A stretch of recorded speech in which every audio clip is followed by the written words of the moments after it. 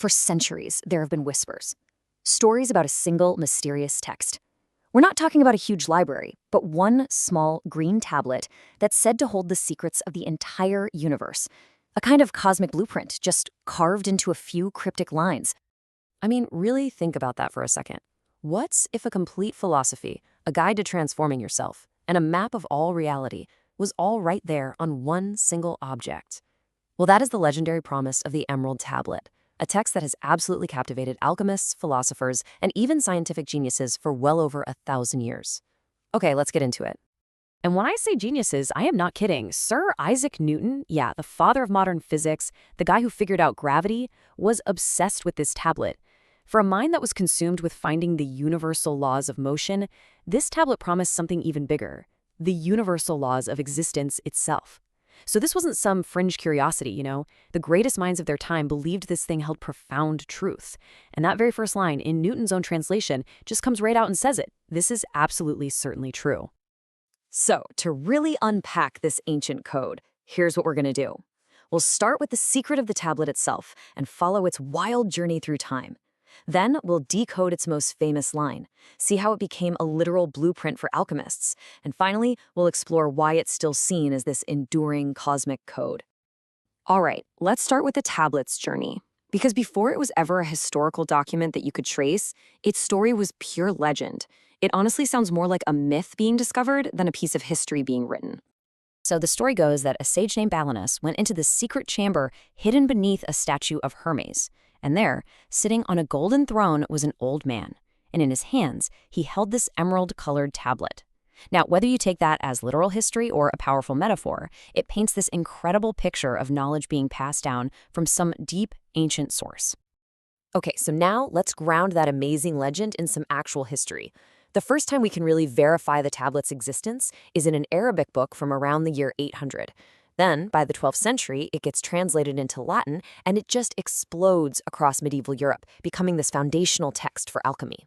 And, like we saw, centuries later, brilliant minds like Isaac Newton were still poring over it, trying to unlock its secrets.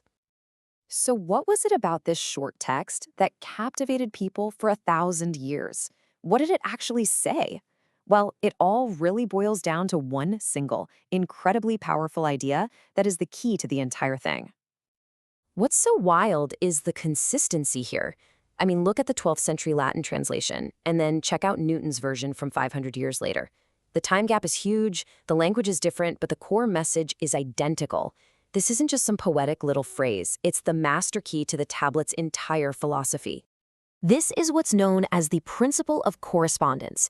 The tablet is basically arguing that the universe, the big world, the macrocosm, and you, the small world, the microcosm, are built on the exact same pattern. They're reflections of each other. So the laws that govern the stars and galaxies, they also govern your body, your mind, your consciousness. If you can understand yourself, you can understand the cosmos. And if you understand the cosmos, you can understand yourself. And this wasn't just some abstract idea. People took this very literally. For instance, the 13th century scholar Albertus Magnus explained it by saying that the powers of everything here on Earth, from metals in the ground to precious stones, they actually come from the stars and the heavens. He saw a direct causal link between the above and the below.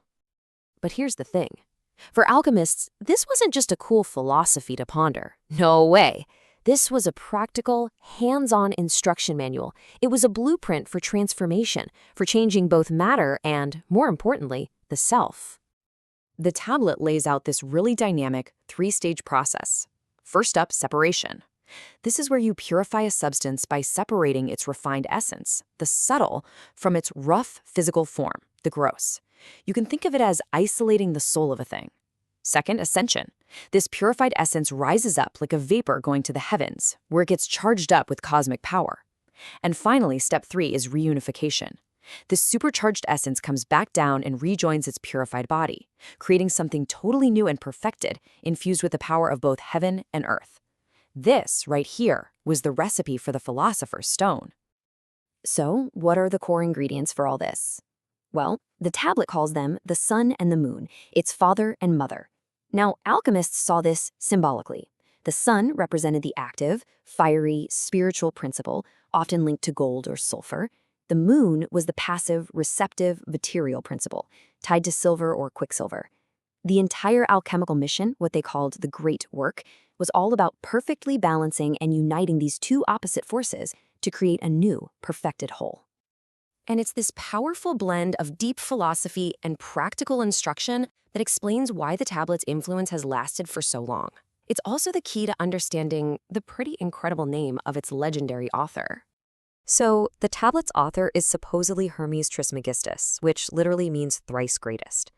So, why 3 times great? What's that about? Well, commentators have said it's because he mastered the 3 parts of the wisdom of the whole world. Now, this could mean he was the greatest philosopher, the greatest priest, and the greatest king. Or it could mean he mastered the 3 fundamental realms of existence, the spiritual, the mental, and the physical. He basically understood the entire cosmic ladder, from the very top to the very bottom. And even today, that wisdom is still making waves.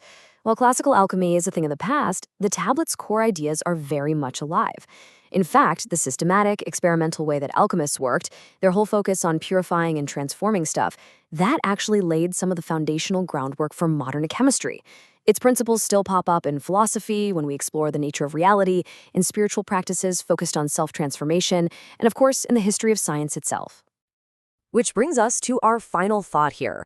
After all these centuries, what is the Emerald Tablet really? Is it a literal recipe for turning lead into gold? Is it a metaphorical guide for reaching spiritual enlightenment? Or maybe it's a profound map of a holographic universe where every single part reflects the whole. The enduring power of this tablet is that the answer might just be all of the above.